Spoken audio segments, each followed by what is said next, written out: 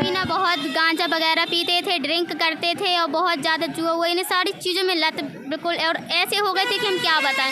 आज हमारे चाचा को आप देखेंगे तो ऐसे लगते हैं कि कभी करते रहे होंगे, कभी कुछ भी कोई नशा की, कोई यदि बोले कि बीड़ी पीने के लिए माचिस ला कर दे दो तो हमारे चाचा जी कभी नहीं ला कर देते, चाहे उसके लिए कितना भी लोग पैसे क्यों ना दें, कभी भी नहीं ला कर देते। और इतने अच्छे से घर परिवार में रहते हैं कि गांव के पड़ोस के लोग देखते हैं और बोलते हैं कि बताओ ये क्या थे, क्या हो गए हैं। और इतने सब लोग देखते रहते हैं कि लोग तो हर संडे को सत्संग में जाते, इनके पास पैसे कहाँ से आता, लोग देखते रहते, सोचते रहते हैं। और हमारे चाचा लोग और हम लोग सत्संग में जाते हैं, घूमते रहते हैं, आते रहते हैं, लोग बस देखते रह जाते हैं। हमको इतने सारे लाभ हुए हैं कि पहले जो भगत जी हम लोग यानी कि जो नहीं सोचते थे कर पाएंगे कभी, वो आज हम सब कुछ करते हैं, घूमते हैं, आते हैं, जाते हैं। जिस चीज़ की कमी थी वो परमात्मा सब कुछ देते हैं।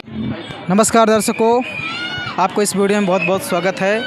आप ऐसे ही लेटेस्ट वीडियो हमारे YouTube चैनल पर देखते रहिए।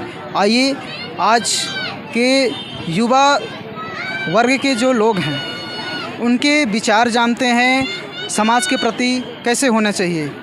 आइए एक छोटी सी गुड़िया है, उनसे जानकारी लेते हैं कितने अच्छे उसके विचार हैं। भगवान को और उसके ज्ञान को और बुराइयों से डर के कैसे एक स्वच्छ समाज निर्माण करने की कैसे प्रेरणा इस गुड़िया से जानते हैं। नमस्कार गुड़िया। सत्साई। आपका नाम? करिश्मा दासी। कहाँ से आए हो? ग्वालियर जिले से, डबरा से। अच्छा, आप यहाँ सतलोक आश्रम बोला जाता है, यहाँ किस लिए आए हो? संत रामपाल जी महाराज के भंडारे में। अच्छा, तो ये जो विशाल भंडारा आज कबीर साहब जी के प्रकट दिवस के उपलक्ष्य में हुआ, तो यहाँ पे नाम दीक्षा भी हुई होंगी, निःशुल्क नाम दीक्षा भी हुई है और दहेज मुक्त विवाह जैसे आयोजन भी होते रहते हैं। और कबीर जी के प्रकट दिवस में कल 151 जोड़ों का विवाह भी हुआ है। हाँ, और जो रमेड़ियाँ बच गई थी, नहीं हो पाई थी, वो आज भी हुई हैं कुछ। अच्छा, जो आपके एज के आज युवा वर्ग हैं, बहन लोग हैं, जो मतलब उनकी शादियां होती हैं, उनके मतलब परिवार में उनको दहेज के लिए प्रताड़ित किया जाता है, तो उनके बारे में आप क्या कहना चाहोगे? मैं उनके लिए ये कहना चाहती हूँ कि जो हमारे गुरुजी हैं, जो ज्ञान देते हैं, उससे सब कोई जुड़े और अपना मोक्ष कराए। जो लड़कियाँ आज के युग में प्रताड़ित होती हैं दहेज के लिए, कहीं इसके लिए, कहीं उसके लिए, हर चीज़ से उनको प्रताड़ित किया जाता है, तो ये लड़कियाँ इस चीज़ में, इस मार्ग में जुड़ने से वो सब चीज़ों से बचती हैं और वो अच्छे से अपने घर परिवार में रहती हैं। इस विश्व में केवल संत रामपाल जी महाराज ही दहेज मुक्त विवाह करवा रहे हैं क्या? हाँ, इस विश्व में मैंने अभी आज तक किसी को नहीं देखा है, ओनली संत रामपाल जी महाराज बस को देखा है जो दहेज मुक्त विवाह कराते हैं, ऊपर से पूरा भंडारा कराते हैं और ये भी बोलते हैं कि अपने रिश्तेदारों को जिसको लाना है सबको ले आओ, हमें यहाँ पर किसी चीज़ की कमी नहीं होने देंगे। खाना पीना से लेके सब कुछ, खाने में पकवान में हर चीज़ बनता है, जो शादियों में बनता है वो सब कुछ बनता है यहाँ पर। मैं जब जाता हूँ अन्य धर्म गुरुओं के इंटरव्यू लेने के लिए, तो वहाँ पे हमने कई श्रद्धालुगण से पूछता हूँ, तो वहाँ पे बोलते हैं सोने के लिए अलग से पैसा लगता है, खाने के लिए अलग से पैसा लगता है और बाथरूम लेटरिन सबके लिए जितनी भी व्यवस्थाएं अपने को चाहिए सबके बारे में अलग अलग उसमें मतलब फ़ीस होती है, कोई 50 का, कहीं 100 का, कहीं 200 का। यहाँ संत रामपाल जी महाराज जी के आश्रम में भी क्या ऐसी कोई शुल्क ली जाती है? नहीं, हमारे संत रामपाल जी महाराज के यहाँ पर कोई भी पैसा नहीं लिया जाता, किसी भी प्रकार का, किसी से भी नहीं। यहाँ पर तो 24 घंटा निःशुल्क खाना पीना, पानी, चाय, जिसको जितना खाना है, कितने लोग भी आ जाए, किसी से किसी भी प्रकार का 1 रुपये नहीं लिया जाता है। चाहे वो वॉशरूम जाए, जिसको यानी नहाना है और खाना पीना खाना है, जिसको सोना पढ़ना लेटना जो भी करना हो, किसी भी प्रकार का 1 रुपये नहीं लिया जाता। यहाँ पर सब कुछ निःशुल्क है, चाहे वो जगत के लोग क्यों ना आ जाएँ, सबके लिए। अच्छा, तो संत रामपाल जी महाराज जी की बताई हुई भक्ति ही क्यों लोग क्यों करें? और धर्म गुरु भी हैं और भी भक्ति करते हैं, जैसे ब्रह्मा विष्णु महेश की सारा संसार भक्ति कर रहा है, तो संत रामपाल जी महाराज जी के ऐसा क्या ज्ञान बताते हैं? क्योंकि वो सच्ची भक्ति बताते हैं और सब तो ऐसे बताते हैं मनमाना आचरण करो, ये करो, वो करो। ये है कि एग्जाम्पल ये है कि जैसे हमें बीमारी होती है, ठीक है ना, तो हम डॉक्टर के पास जाते हैं, तो जो डॉक्टर हमें हमारा सही इलाज करेगा हम उसी के पास जाएंगे ना। और फिर ये तो हमारा आध्यात्मिक है, हमारा जो 84 लाख योनियों में जाने पड़ेगा। ये जन्म मृत्यु का रोग, सबसे बड़ा रोग तो जन्म मृत्यु का है। हमारा डॉक्टर तो सिर्फ शरीर का ही इलाज कर सकता है, थोड़ी बहुत बीमारी का, लेकिन ये तो आध्यात्मिक गुरु हैं हमारे, जो हमारे जन्म मृत्यु के रोग को कटवाएंगे। इसलिए गुरु बनाना बहुत ज़रूरी है। और बिना गुरु के तो ये कृष्ण भगवान राम, ये इन्होंने भी गुरु बनाया था।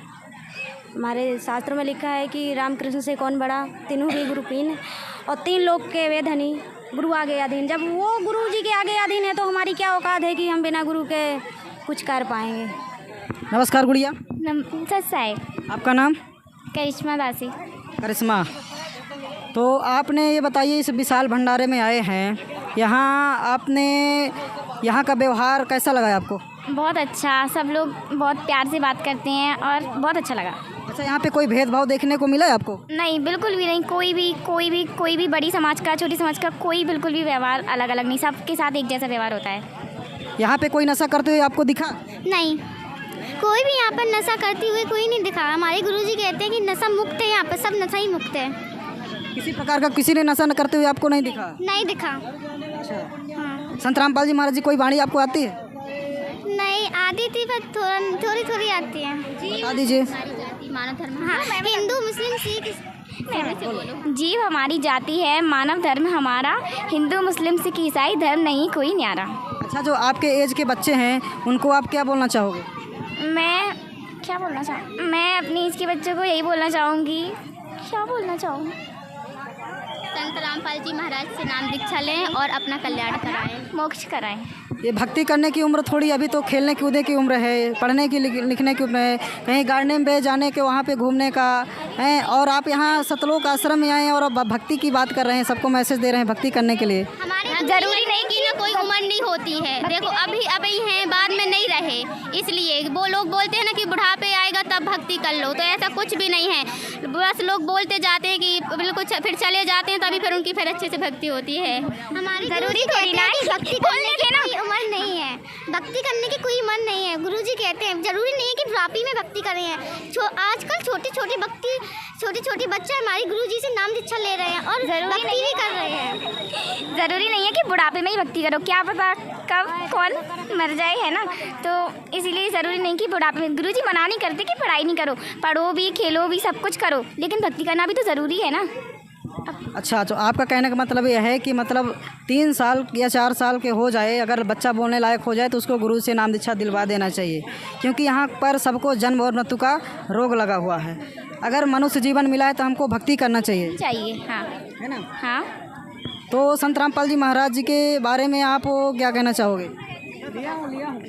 जी, मैं और कहना चाहती हूँ, जैसे पहले हम पुस्तकों में पढ़ा करते थे कबीर साहब जी के जो दोहे हैं परमात्मा, कबीर परमात्मा के, अभी हमें पता चला कि ये कबीर परमात्मा है, पहले तो कबीर। अच्छा, ये जो बोल रहे हैं आप कबीर परमात्मा, ये समाज में अगर जाता है कोई मैसेज देने, तो वहाँ पे लोग बोलते हैं कि ये नया भगवान कहाँ से आ गया। अभी तक तो हमारे पीढ़ी दर पीढ़ी से ब्रह्मा विष्णु महेश इन्हीं की भक्ति करते आए हैं, तो ये नया परमात्मा कब से प्रकट हो गया, ये मैसेज जाता है मतलब समाज में, तो उनके बारे में आप क्या बोलना चाहोगे? भैया, इसके लिए तो मैं एक बात बताना चाहती हूँ। 1947 में हमारा भारत आज़ाद हुआ, उससे पहले शिक्षा नहीं थी, ठीक है ना। तो शिक्षा नहीं थी तो पढ़ाई नहीं थी, तो कोई क्या करेगा, घर का खेती बाड़ी का ही काम करता, और पुस्तकों के बारे में क्या जानेगा। इस चीज़ का हमें नॉलेज ही नहीं था। हमारे धर्म गुरु कुछ थोड़ी बहुत पढ़े लिखे होते थे, वो अपने हिसाब से जो बताते थे हम करते रहते थे। और हमारे कबीर परमात्मा की जब से मतलब हमने होश संभाला या थोड़ी बहुत पढ़े हैं, ज़्यादा तो नहीं पढ़े हैं लेकिन थोड़ी बहुत पढ़े हैं, उसमें हम एक दोहा पढ़ते थे कि आए हैं तो जाएंगे राजा रंग फकीर, और एक सिंहासन चढ़ चला एक बंधा गया जंजीर। इसका जो मतलब है ये अभी हमें समझ में आया है कि मतलब कौन बंद के जंजीरों में जाएगा और कौन सिंहासन पर चढ़ के जाएगा। लेकिन हमारा सच्चा गुरु मिलेगा तो हमें सिंहासन पर बैठा कर जाएंगे और जंजीर में बंद कर नहीं जाएंगे, यदि हम सही नियम से भक्ति करेंगे तो। आपके कहने के अनुसार यह है कि पहले शिक्षा नहीं थी, आज भगवान ने सबको शिक्षा दिया है, और शिक्षा का उद्देश्य यही है। शिक्षा का सबसे बड़ा उद्देश्य है कि हमें अक्षर ज्ञान हुआ, और अक्षर ज्ञान से ही हमारी हॉली बुक से जो हमारी पुस्तक है हिंदू धर्म के वेद शास्त्र हैं, ये सिर्फ जो पहले ब्राह्मण समाज ही पढ़ा करता था, आज हर कोई पढ़ सकता है। और देखिए जिस तरह की कबीर परमात्मा की एक वाणी है कि जाति ने पूछो साधु की पूछ लीजिए ज्ञान, मोल करो तलवार का पड़ी रहें दो म्यान। यदि हम एक बात लें कि ब्राह्मण ही गुरु होना चाहिए, वैसे हमारे गुरु जी सतगुरु रामपाल जी भगवान हैं जो वो एक जाति से हैं। और संत रामपाल जी महाराज जी कहाँ के रहने वाले हैं? ये धनाना हरियाणा के हैं, सोनीपत ज़िला है उनका। और जब मीराबाई आई थी 600 वर्ष पहले, तो उन्होंने एक चमार जाति रविदास जी से नाम दीक्षा ली थी। तो गुरु सच्चा होना चाहिए, हमारी जन्म मृत्यु का रोग कटना चाहिए। जैसे कहते हैं पानी पियो छान के गुरु बनाओ जान के, उसकी पहचान करके ही गुरु बनाओ। ऐसा कोई नहीं कहता कि मतलब हमारे पास चलो या जाओ। जैसे बहुत अफवाहें फैली हुई हैं, कहीं भी हम पुस्तक सेवा के लिए जाते हैं तो बोलते हैं कि ये लोग अलग से धर्म फैला रहे हैं। अच्छा, क्या गुरु के बिना क्या मुक्ति नहीं हो सकती? नहीं, बिल्कुल नहीं, बिल्कुल नामुमकिन है, बिना गुरु के मुक्ति हो ही नहीं सकती। अच्छा, संत रामपाल जी महाराज से जुड़ने के बाद आपको कोई लाभ भी मिले हैं? जी, हमारे मतलब देखो हम लोग तो मतलब ज्ञान नहीं था इतना, थोड़ी बहुत रखते थे जो पहली परंपराएं है, इस तरह से पूजा पाठ करते थे। लेकिन हमें मतलब परेशानी के कारण हमने नाम दीक्षा ली है। अच्छा, तो संत रामपाल जी महाराज की शरण में आने से पहले आप भक्ति तो साधना कर रहे थे, देवी देवताओं की, ब्रह्मा विष्णु महेश की जो परंपराई पूजा चल रही थी? से नाम भी लिया था। पहले हम शांति कुंज आश्रम से पहले हमारे पिताजी जो हैं जय माता से जुड़े हुए थे, और उसके बाद हम मतलब शांति कुंज आश्रम हरिद्वार से नाम दीक्षा ली हमने।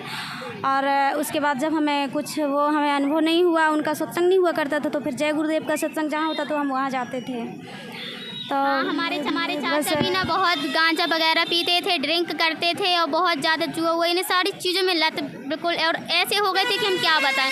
आज हमारे चाचा को आप देखेंगे तो ऐसे लगते हैं कि कभी करते रहे होंगे, कभी कुछ भी कोई नशा की, कोई यदि बोले कि बीड़ी पीने के लिए माचिस ला कर दे दो तो हमारे चाचा जी कभी नहीं ला कर देते, चाहे उसके लिए कितना भी लोग पैसे क्यों ना दें, कभी भी नहीं ला कर देते। और इतने अच्छे से घर परिवार में रहते हैं कि गांव के पड़ोस के लोग देखते हैं और बोलते हैं कि बताओ ये क्या थे, क्या हो गए हैं। और इतने सब लोग देखते रहते हैं कि ये लोग तो हर संडे को सत्संग में जाते, इनके पास पैसे कहाँ से आता, लोग देखते रहते, सोचते रहते हैं। और हमारे चाचा लोग और हम लोग सत्संग में जाते हैं, घूमते रहते हैं, आते रहते हैं, लोग बस देखते रह जाते हैं। हमको इतने सारे लाभ हुए हैं कि पहले जो भगत जी हम लोग यानी कि जो नहीं सोचते थे कर पाएंगे कभी, वो आज हम सब कुछ करते हैं, घूमते हैं, आते हैं, जाते हैं। जिस चीज़ की कमी थी वो परमात्मा सब कुछ देते हैं।